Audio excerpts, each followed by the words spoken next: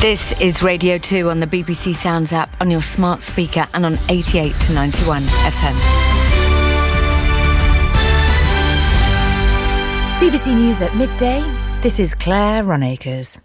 The household energy supplier Octopus Energy has finalised a deal to buy its collapsed rival Bulb, which has been relying on nearly £2 billion of government support to stay afloat.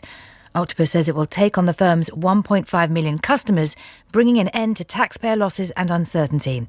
Our business correspondent Ramzan Kamali says it's welcome news for the government and employees.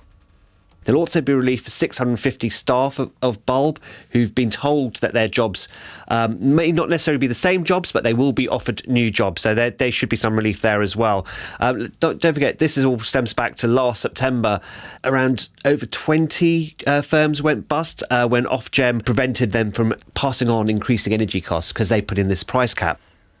The head of the Royal Navy says harassment within the ranks will not be tolerated after he ordered an investigation into allegations of sexual assault and bullying against women in the submarine service. Admiral Sir Ben Key was responding to reports made by several whistleblowers in the Daily Mail, which included claims that men compiled a list of women to assault in the event of a catastrophic emergency. Reports from Iran say at least one person has been shot dead in the eastern city of Zaydan as anti-government protests continue. State media said the identity of the attackers wasn't known, but human rights groups say the security forces opened fire on demonstrators.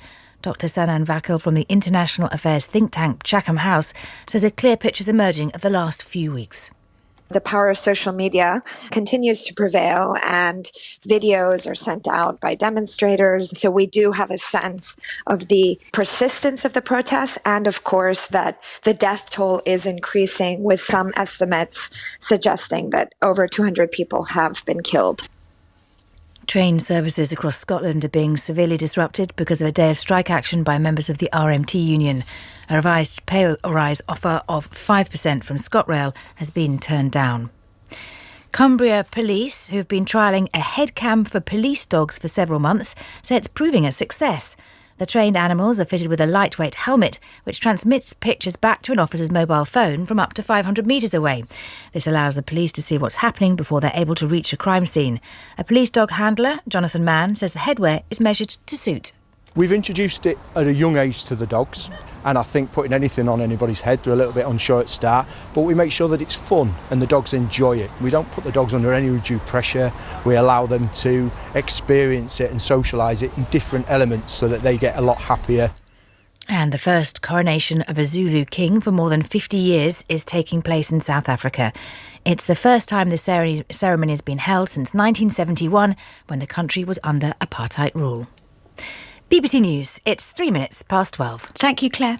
On the BBC Sounds app, on your smart speaker and on 88 to 91 FM. BBC Radio.